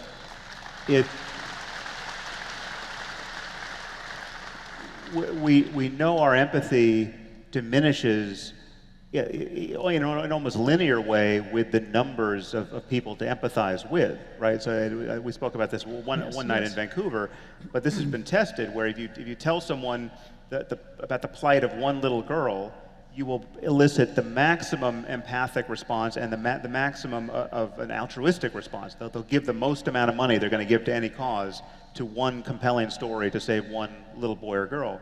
But if you start adding boys and girls to the one, keeping the one the same, people's empathy degrades and their altruism degrades. So empathy is non-quantitative almost by well, definition. It's also partly because in your life, if you see a person in trouble, Yes, it you falls might on be you able to to do help. something Yes, about right. them. But if you see a 100, million yeah. people in trouble, Yeah. what you should probably do, at least to begin with, is run. Yeah. And I mean, what are you going to do? Maybe you could give $1,000 to one person, but if you divided that up among a million, all that would happen would you would have no money, and they wouldn't be any better off. But this is to say that so much of moral progress today entails unhooking from the highly salient empathy-driving story and connecting with the actual quantitative reality, to learn that it's 500,000 people dying every year from heart disease or whatever it is, or there's 500,000 people dying in this famine. The fact that can't be made sexy for our news cycle, right? The fact that we lose attention is something we have to figure out how to correct. Well, it's also akin, it's very interestingly akin to your objection that you raised before, is that there are adult forms of solving problems that aren't akin to children's play, which is something, by the way, I agree with, because I don't think that the manner in which children organize the world is the end of the way that things should be organized. It's the basis for some of the organization. But this is akin to the same issue, is that the basal motivational responses, the emotional responses, no matter how well-meaning, aren't of sufficient conceptual sophistication to deal with incredibly elaborate and complex systems. And then you have another problem too, is that, well, that's really troublesome for people because they want to do the right thing globally. And then you tell them, look, you don't know anything. You don't know how to take this insanely complicated system that we have and improve it. And just because you're feeling pity doesn't mean that you're an expert in the retooling of hydroelectric systems, for example. And there's one straightforward way to do that. I mean, I'll give you an example. There's a brilliant Kurdish demographer who's a Swedish citizen now, who cited this fact that it costs the same amount to bring one refugee and keep them in Sweden as it does to look after 100 refugees in Jordan, Turkey, or Lebanon. Okay. So the obvious thing from that is you say, look, it's madness then to be, for instance, bringing in thousands of refugees to Sweden. You could be looking after hundreds of thousands of people in the region. Why is that still a tainted argument? It's because people aren't sure you're not going to smuggle in racism with that. That's why. Right. I think, are you sure you're not just coming up with this demographer stuff in order to... It's like you're smuggling in Hitler, like the religious type smuggle in Jesus. You're going to start with NGO figures, and before we know it, it's Auschwitz. That's what they think. Right. But here's the thing. The shortcut solution to answering almost every single one of these problems is assume that your interlocutor has good motives. Yeah. Assume that they are being honest in the way that they're looking at it. And that's why I say... have a comment about that. Okay, so this is something I deal with in my clinical practice all the time. Okay, so imagine that you're naive. And then what you are when you're naive is someone who thinks you trust people, because you think everybody has good motivations, which is some sense what Douglas is recommending. And they say, well, that's just naive. It's like, just wait a second, though. Because here's the developmental pathway. First, you're naive and you trust everyone. And then someone cuts you off at the knees. Or multiple people do. Or maybe you cut yourself off at the knees because you trusted yourself too much and you didn't take into account the malevolence that lurks in your heart and the hearts of others. And so that you get traumatized by betrayal. And then you become cynical. And you think, Jesus, I'm a lot smarter now that I'm cynical. And you are, because cynical is actually a move up on naive. But it's not the last move. The last move is to transcend cynicism and to say that even though I know that there are just as many snakes in your heart as there are in my heart, I'm going to hold out my hand in trust because that's the best way to elevate both of us. And that is the prerequisite for a sensible discussion. And to concede that, this is why I'm always going on about Aristotle on this, to concede that it's not between good and evil, but between competing virtues. That when it comes to something like the borders discussion, you're dealing with justice and mercy. You cannot only be driven by one of those virtues. That's right. Mercy itself will lead you to hell. Yep. Justice on its own, blind, unseeing, can lead you to hell. Yes, exactly. Well, and so this also and we're running very short on time here, so we should And you figure still out how to haven't wrap up. blasphemed, But so. this is also why your emphasis on truth and the emphasis on truth is so absolutely important, because you and I obviously differ on a variety of different things, and as Douglas does with both of us. But you know, that doesn't mean that I think that you're a bad person. I don't think that. Actually, what I think and what I fervently hope is that some of the things that you think are wrong actually turn out to be right in a way that would be extremely helpful to me and everyone I know if I incorporated them. Like, I really hope that, because I'd rather not be stupid and wrong if I could help it, because then I don't have to wander into a pit. And so I'm hoping that if we can have a genuine dialogue and we can tell each other the truth, which is the crucial issue here, then I can find out what you know that I don't know, and that'll make me stronger and it'll fortify everyone around me. And that's the basis for the right and responsibility of free speech, right? You have the right of free speech, but that's so that you can be a responsible bearer of free speech, so that you can say the truth, so that you can set the world right and adjust the hierarchies and make sure the borders are properly functional, and so that we can keep this thing going properly. And that is all dependent, at least in part, well, in large part on the truth, but also to some degree on this faculty that you described as rational.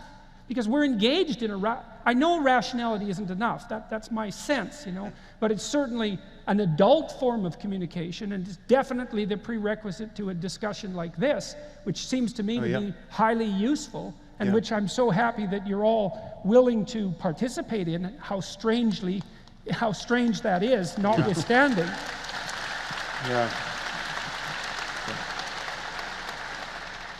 Yes, well, we've been shown various cards that had diminishing increments of time, and now they have just stopped showing us cards because we're totally incorrigible. I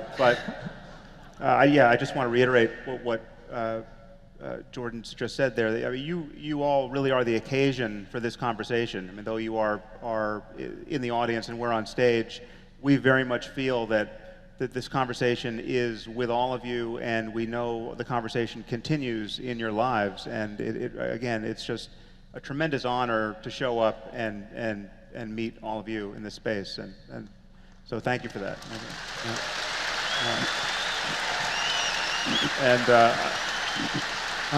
I